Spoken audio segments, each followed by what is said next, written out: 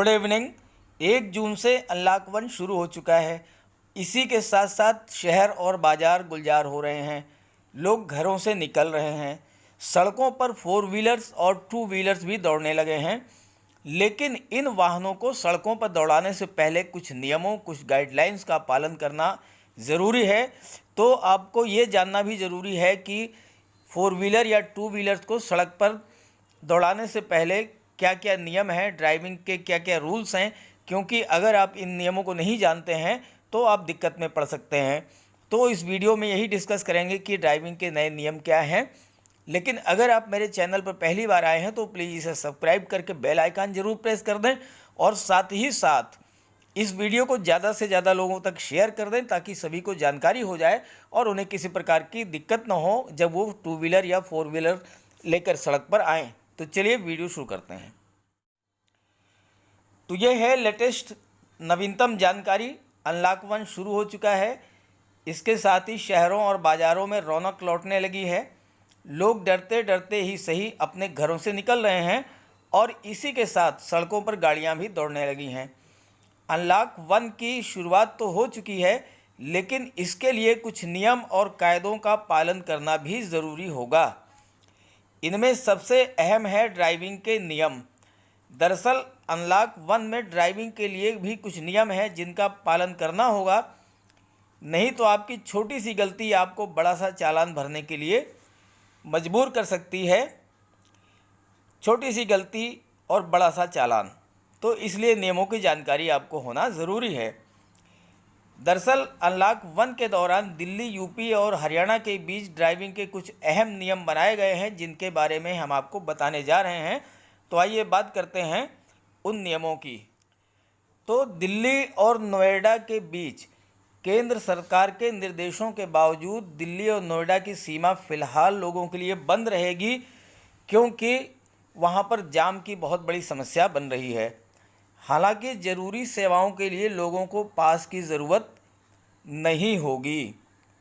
राजधानी दिल्ली के कंटेनमेंट इलाकों में एनसीआर के गौतम बुद्ध नगर और गाज़ियाबाद में लोगों के आने जाने पर प्रतिबंध होगा। दिल्ली राजधानी की कंटेनमेंट इलाके से, यानी जो लोग कंटेनमेंट इलाकों में रह रहे हैं वो एनसीआर के गौतम बुद्ध नगर और गाज़ियाबाद में नहीं जा सकेंगे, इस पर प्रतिबंध होगा। दिल्ली और गुरुग्राम के बीच यात्रा को लेकर नया आदेश जारी होगा, जिससे रोज़ाना सफ़र करने वालों को राहत मिलने की संभावना है। तो इस पर जो भी नया आदेश जारी होगा तत्काल हम एक वीडियो बना करके आपको उसको जानकारी उपलब्ध करा देंगे। पर्सनल वाहनों से चलने के लिए निर्देश पहले की तरह रहेगा, इसमें कोई परिवर्तन नहीं किया गया है। चालक के अलावा एक कार के अंदर 2 से ज़्यादा लोग नहीं सफ़र कर सकते। 4 व्हीलर में ड्राइवर और 2 पैसेंजर, इससे ज़्यादा लोग सफ़र नहीं कर सकते हैं। 2 पहिया वाहन पर भी पुराने नियम ही जारी रहेंगे। किसी को घर से निकलने पर मास्क लगाना होगा और वाहन में सवार लोगों को भी मास्क पहनना होगा। हालांकि पहले के मुकाबले अब शाम 7 बजे की बजाय रात 9 बजे से कर्फ्यू लगेगा। तो आइए और बाकी नियमों के बारे में भी जानकारी कर लेते हैं। तो आगे बढ़ने से पहले ये मैं कहना चाहूँगा कि वीडियो अगर अच्छा लगे तो इसे लाइक कर दीजिएगा और ज़्यादा से ज़्यादा अपने फ्रेंड्स को शेयर कर दीजिएगा ताकि सभी को जानकारी हो जाए और उन्हें किसी प्रकार की दिक्कत ना हो, किसी प्रकार का जुर्माना ना भरना पड़े। तो इसी तरह अन्य राज्यों में वाहनों में सवारी पर ये नियम लागू होगा। हालांकि गुजरात में 2 पहिया वाहन पर 2 लोग सवार हो सकेंगे, लेकिन शर्त यह है कि वो एक ही परिवार के हों। अलग अलग राज्यों ने अभी 2 व्हीलर पर एक महिला समेत 2 लोगों की इजाज़त दी है। अलग अलग राज्यों में 2 व्हीलर पर यानी बाइक्स पर एक ड्राइवर और एक महिला समेत 2 लोगों की बैठने की इजाज़त दी है। 4 व्हीलर में 1+2 के नियम से इजाज़त दी है, यानी ड्राइवर के अलावा गाड़ी में जो है 2 लोग ही बैठ पाएंगे। हालांकि अगर बच्चे हैं तो उन्हें छूट मिल पाएगी। तो ये थी आज की लेटेस्ट अपडेट।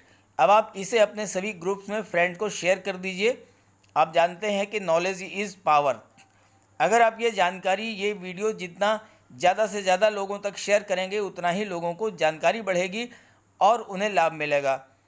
क्योंकि अगर वो ड्राइविंग पर निकलते हैं और उन्हें नियमों की जानकारी नहीं है तो कहीं भी दिक्कत में पड़ सकते हैं और फिर उसमें छोटी सी गलती होगी और बड़ा सा जुर्माना भरना पड़ेगा।